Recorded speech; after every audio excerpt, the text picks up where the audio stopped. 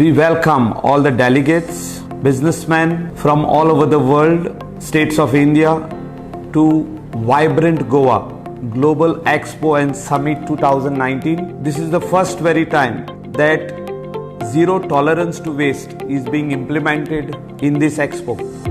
And Innovativa Waste Aid and Management Private Limited company has been given this charge to see that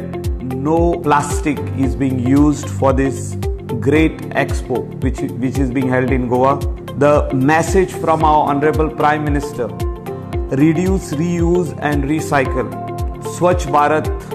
campaign which he has launched in the year 2014 is being implemented over here to see that no plastic